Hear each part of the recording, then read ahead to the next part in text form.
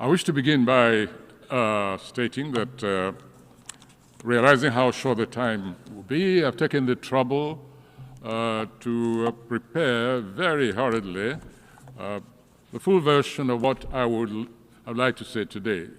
In fact, there are about 4 different versions.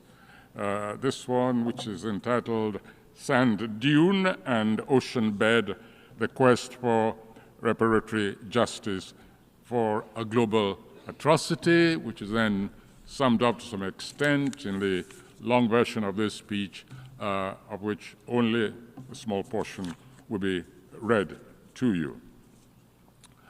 I wish to stress, however, 3 points in this tract. 1, everybody, I hope, is agreed that it is not yet over, by no means over. Slave markets thrive all over the African continent.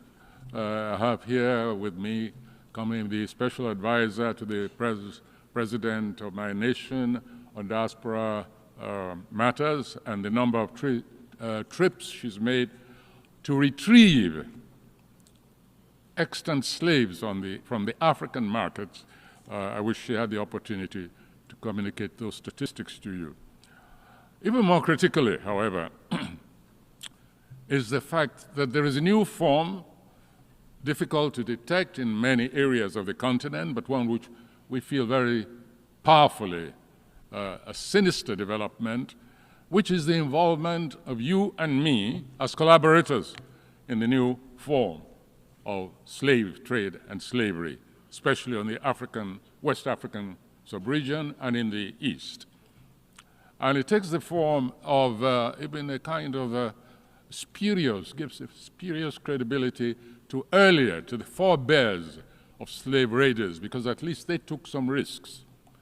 Today, the new slavers simply wait for you and me to send our children to school, especially boarding schools, easy prey. They descend on them and cart them away, sequester them in the fastness of forests, and then call on us to come and ransom them. This happens almost on a daily basis. The name Chibok is familiar to all of you, but you have no idea how many Chiboks there are, especially in the West African sub-region. Second point is the rather convenient classification of slavery. Some forms of slavery are more benign, more humane than others, and therefore must not be talked about.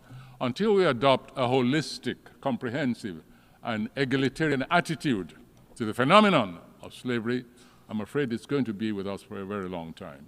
You know, the house slave versus the field slave, Indian Ocean slave, more benign than the Saharan, more sinister than the transatlantic. No, let us all agree that the phenomenon of slavery is contrary to humanity, and it has an egalitarian base, for the simple reason that the core of slavery is the robbery of human beings, races, communities, nations, of their right of volition. When they're owned by someone else, then there's a condition of slavery. Any human being owned by another is a slave, is enslaved.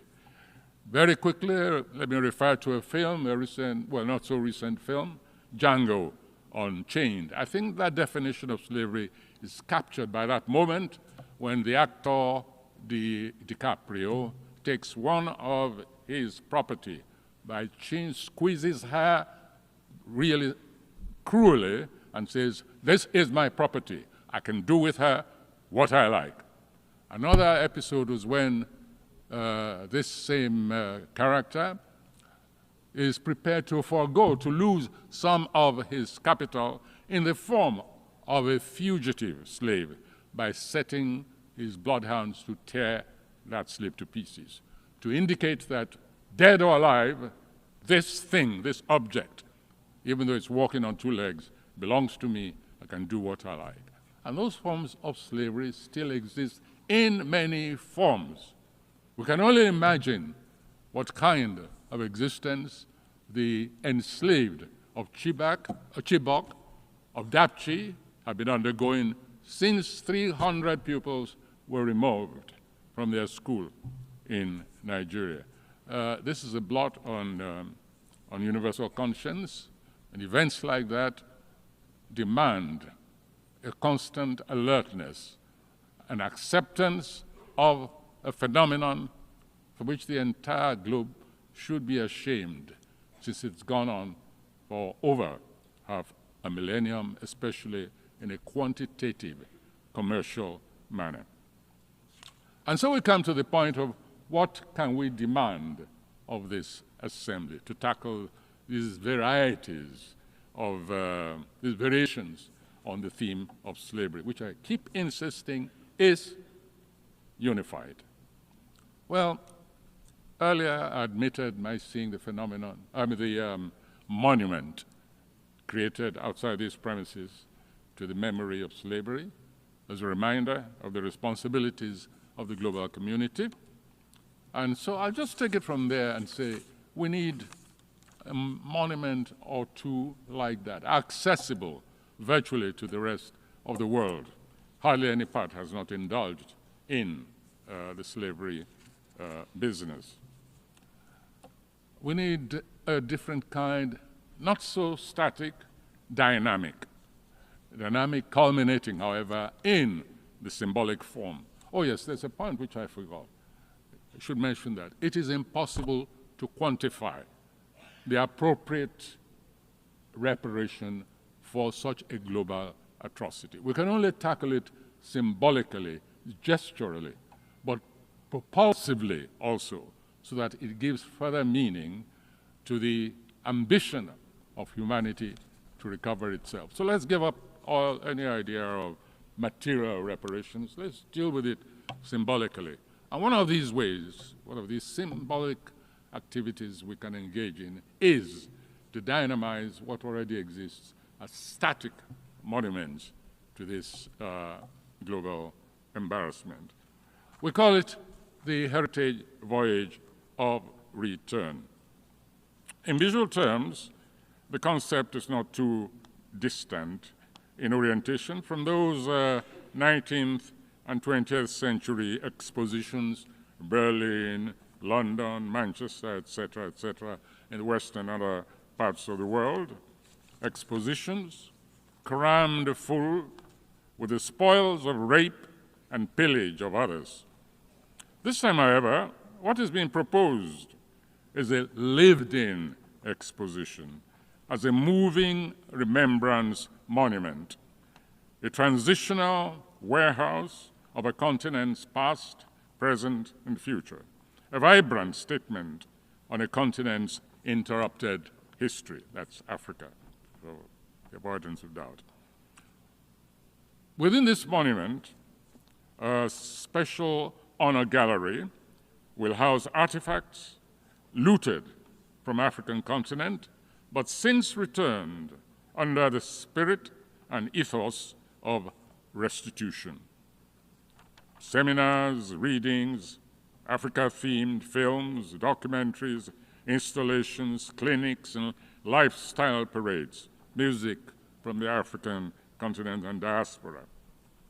A unique library and manuscript collection, archaeological retrievals, an exhumed slave vessel. Pictures are there on the monument, for instance.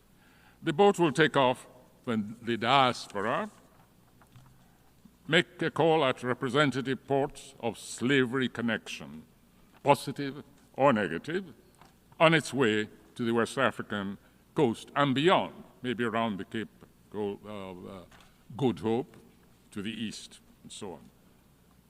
Primarily for descendants of the enslaved, it is also open to others, that is, others who are equally embroiled in the quest for a new humanity that embraces, not excludes, that is curious, not foreclosed, that still lays claim to conscience as a touchstone of the rational species. The nature of reparatory justice that befits the magnitude of slavery wrongs can only be symbolic, as I said earlier, gestural. Yes, but also morally and therapeutically propulsive, one that goes to the core of a continent's humanity, vividly expressed in its arts and spirituality. It is a symbolic voyage of return, one that stands to become an annual fixture. Effectively, it offers no more than a continuation of UNESCO's work on the roots of enslaved peoples, beamed deservedly at the African continent. The Heritage Voyage of Return is a voyage of learning, leisure, and linkage. We call it the 3 L's. It is not only feasible, it is propulsive, it's imperative. Yes, we know such a voyage presumes to teach the world, to bring the world into confrontation with centuries of wrong and possibly a recovery of its own lost humanity. However, it is not designed, it's important, it's not designed to be a vessel of recriminations, but a floating vessel of peaceful options and neglected knowledge. Glorified tourism, perhaps, why not? But it is tourism with an attitude, as they say in this part of the world. This is a return, not just to a wronged continent, but a return of the world to its holistic potential, to what it can be, shorn of fixations, irrational concepts, embedded prejudice, lust for power and domination. It shall be manifested as a first furlong in a voyage towards, put simply, a reinsertion of human in that grossly depleted word, humanity. Thank you very much.